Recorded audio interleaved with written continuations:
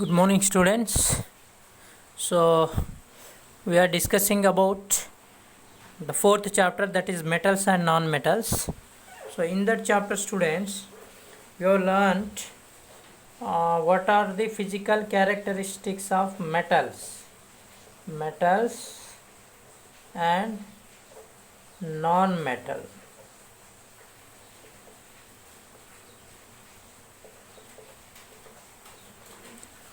Metals and non-metals. So what are the physical characteristics of metals? That is lustrous,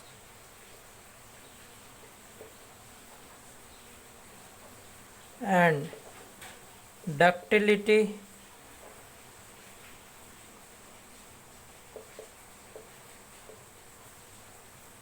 and malleability,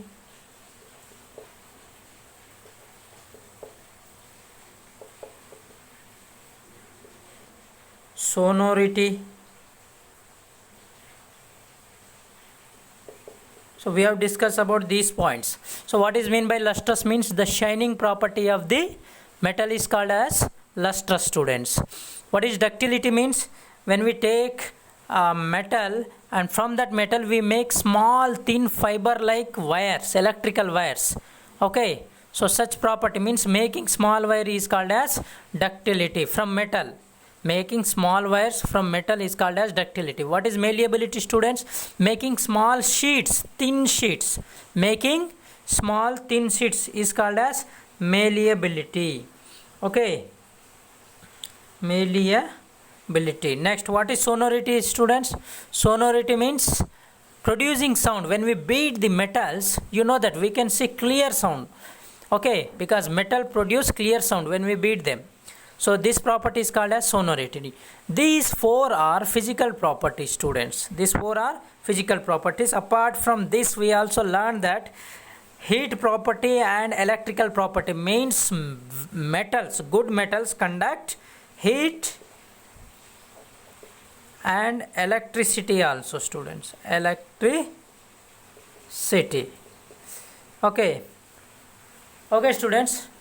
So these are the physical properties of the metals. Now moving to the chemical properties. Moving to the chemical properties of metals. What are the chemical properties of metal? What are the chemical properties of metal? Let me discuss. So students, moving to the chemical properties. So chemical properties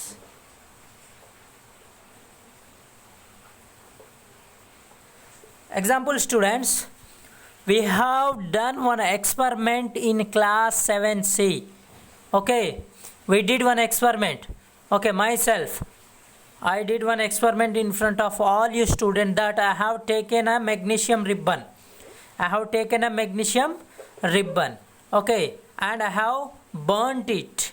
So how brightly it is burning means what happens, students, when we burn magnesium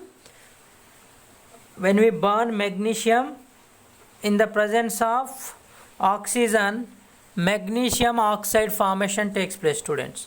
Magnesium oxide formation takes place. So this is ash like powder. Okay, you have seen, all of you have seen in 7th class we did this experiment.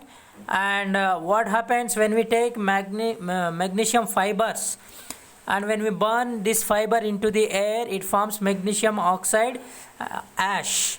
Okay, when we take this powder and mix in water, okay, magnesium hydroxide formation takes place, MgOH2. Magnesium hydroxide formation takes place.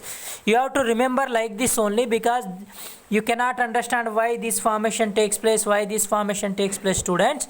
In coming classes you will learn clearly, but now you have to remember like this only. Magnesium react with oxygen and form magnesium oxide ash. When we take this ash and mix with water, then magnesium hydroxide,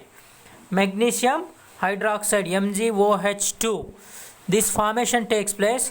When we take litmus paper, you take first blue litmus and dip in this. There is no color change, means blue litmus can't change into red litmus.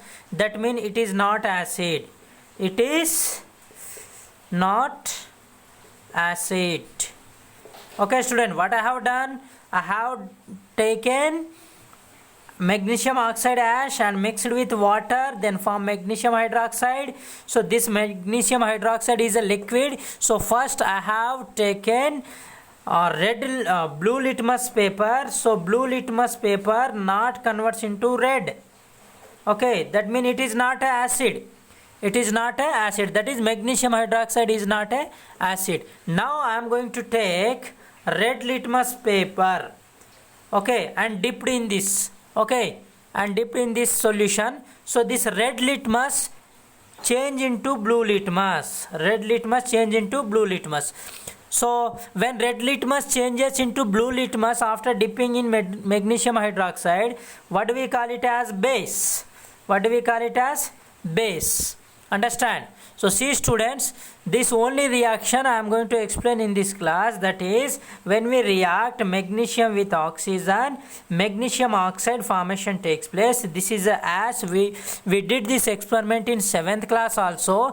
Brightly burns the ribbon of a magnesium and ash forms. We have to collect this ash and mix with water. So magnesium hydroxide liquid solution forms, students. So now in this magnesium hydroxide solution, first we have to take a blue litmus paper and you dip the blue litmus paper in this, students. Then if the blue litmus changes into red color, it is acid, but practically the blue litmus not change into red. It remain in blue only. Now in second case we have to take red litmus, and this red litmus paper we have to dip in magnesium hydroxide, and we find that red litmus paper changes into blue. So when red litmus paper changes into blue, students, we call it as base. So magnesium hydroxide is a base. Like that, sodium metal is highly reactive with water. Sodium metal is highly reactive with water. That means explosive. Okay, when you put a sodium metal in water, it explodes like a bomb. Okay, it explodes. So we should not store sodium metal into water. We should not store sodium metal into water. We store sodium in kerosene. Understand? Very, very important.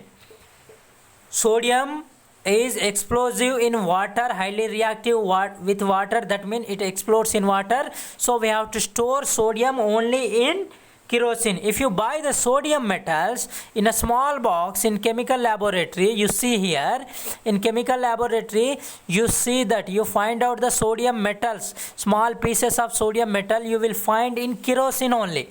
So in a box, the box is filled with kerosene. In that kerosene, sodium metals are present, but it is impossible to store sodium in water, students, because due to its chemical reactivity it explodes. If you take a sodium from the kerosene and keep in the water, it explodes. It's very dangerous. We should not reside in that situations around that sodium. So it is very explosive in water. So we do not store sodium into the water. We store only in kerosene, student.